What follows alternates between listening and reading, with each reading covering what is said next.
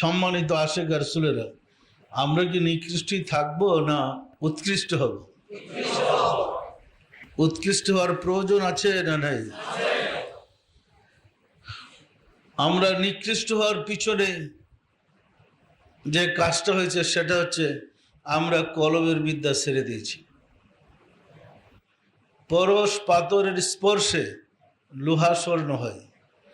লোহা দিয়া সারা জীবন লোহা ঘষলে স্বর্ণ হবে? কর্মকারের বাড়িতে গেলে দেখবেন নিচে একটা লোহা, মাঝে একটা লোহা, আর একটা হাতুড়ির লোহা, 3 লোহাদা পিটাইতেছে।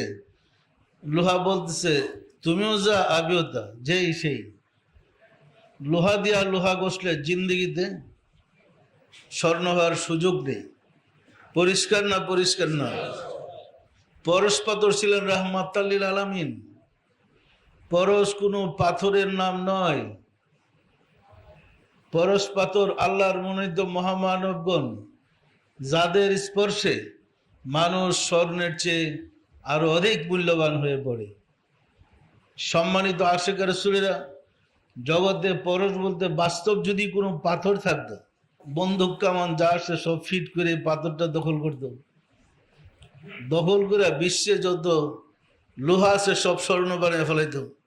কি বলেন? আসলে পরশ কোনো পাথর আছে?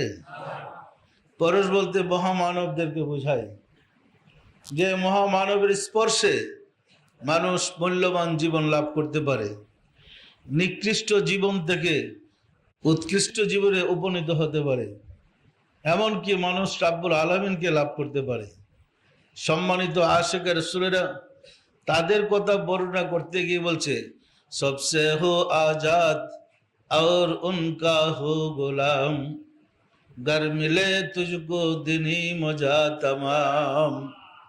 তোমরা যদি এমন পরশ কাউকে পাও, সারা দুনিয়ার সকল মানুষের কাছে যদি তুমি স্বাধীন আজাদ থাকো, প্রভু থাকো, কিন্তু তাদের গোলাম হয়ে যাও, যদি নিজেকে গোলাম বানাইতে পারো, অবশ্যই তুমি ধর্মের সকল স্বাদ, সকল শান্তি ব্যক্তি জীবনে উপলব্ধি করতে সক্ষম হবে।